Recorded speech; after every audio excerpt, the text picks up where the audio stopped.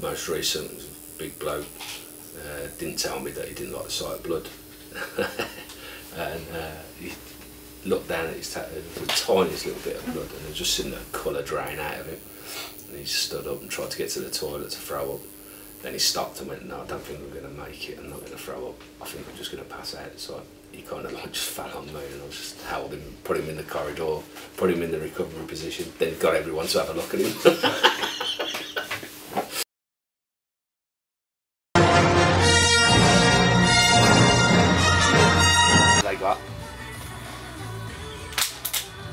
No sandwiches, no brown bread sandwiches. Ham, chicken and pickle, or whatever that one was.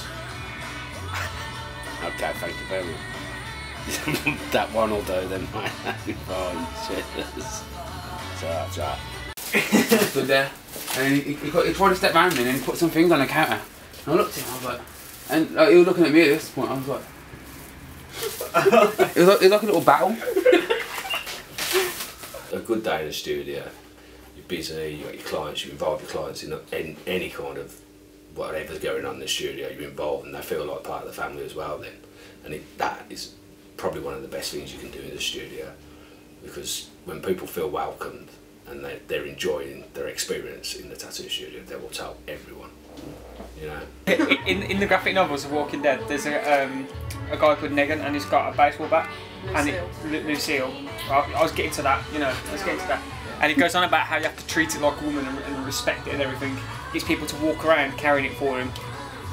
And yeah, I brought him that's signed by the illustrator of Walking Dead. Never. Yeah. I sent you a picture of it. You did? I did send you a picture. I was very drunk and went, wow, that's amazing. Type of tattoo that I would love to do.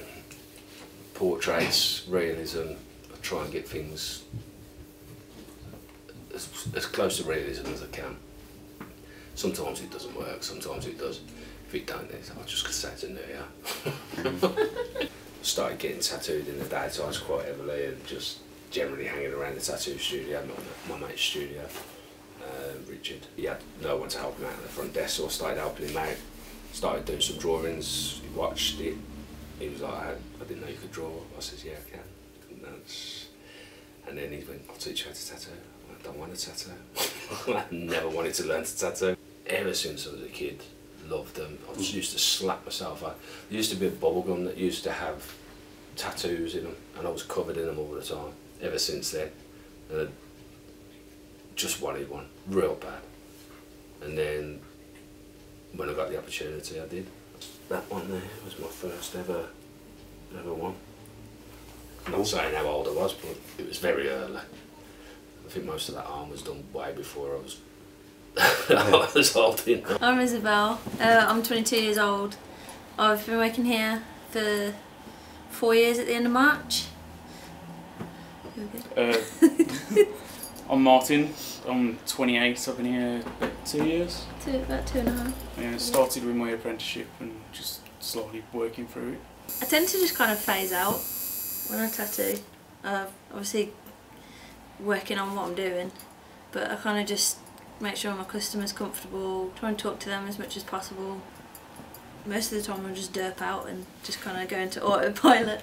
Yeah, I have a bad habit of ignoring the customer. You don't talk. Yeah, I know, that's what I mean. Because I'm concentrating on what I'm doing, I forget I'm doing it on someone. Yeah. So I just carry on with what I've got to do. So half the time when we get cancellation we try and fill the spot, but 9 times out of 10 we'll still be sat there doing nothing.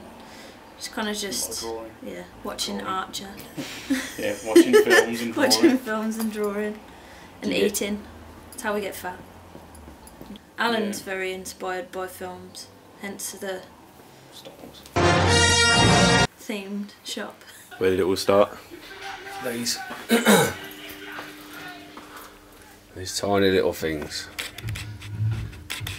Someone bought me a couple, and then I started going mad buying them all, and then I started getting the other little characters, and then it just took off and everyone was buying them as presents, and then given, donated, bought. It's just loads. It's just I've always been into Star Wars when I was a kid.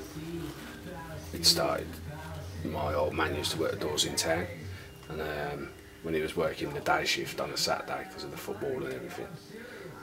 He used to put me in, I think it's called the electric tattoo. No, not the electric tattoo, the electric cinema. And yeah, I used to just be sat in there in the cinema on my Todd, watching all the films, one after the other. Because he used to know the gaffer really well, so I used to just sit there, and every now and again someone would come in and bring me some popcorn, see if I wanted a drink, see if I was alright. I used to just sit there and watch them all. And then about 2-3 years ago I just started, thought, fuck it, I've got some money here, I might as well just start my collection again. Because I probably had them all when I was a kid, but they all either got burnt, lost, given away, I didn't have any left. I had about a handful left, and now... Looking forward to the new movie? Yeah. So what's your thoughts on it? From the trailer it looks amazing, I can't wait. I want to save up and go to the premiere wherever it is. If it's in London or LA or wherever. You'll be there? I want to be there, I definitely want to be there. Get an ordinary bag of buttons, not a big massive handbag. I've always been into art. I've always liked doing stuff creative. I got my first apprenticeship at a shop called Bodyguarder. I had a dispute with the owner. First tattoo I ever did was I was tattooing straight lines and colouring them in black, like a chessboard. That was at the other shop that I used to work at. It was on fake skin to get some practice. Me getting tattooed, but I was underage. I remember my mum actually took me to the shop. Yeah, I'm not gonna say who did it, where it was, any of that. But I still love the tattoo even today. It's kind of like a jinx really. Anyone who comes in and gets a name tattooed will end up coming in to get it lasered or to get it covered. But if the person's married to them, they've got kids, all that kind of stuff, it's not really that much of a problem. If they've been together for like a week, they're coming together and like, oh, we want each other's names. We'll try and talk them out of it, but there's only so far you can go because I'll just go somewhere else and have it done. I wouldn't tattoo somebody's genitalia, like penises, vaginas, on or around the butthole, pubic bones. That's probably like the limit, that's probably like the line I draw. Worst experience tattooing is probably when I had to tattoo some 60-year-old's crotch. Yeah, he came in. Yeah, it's as bad as it sounds. He'd already had the tattoo. He had the outline on his pubic region of an elephant head. So the dick was the trunk. But yeah, penis was the trunk. He came in and I was doing a tattoo, and originally the guy that used to work here, a guy called Jason, he booked in with him, but Jason swapped the appointment over with me without me knowing. So then the day before that this guy was like booked in, he came in and was like, oh, I just thought I'd show you my tattoo. Stood right next to me and just pulled his trousers down. And this guy was like hung, it was like terrifying. He had, this is the guy I was on about, he had an 8mm stretched PA, a Prince Albert piercing, that kind of just went whoop when he took it out of his trousers.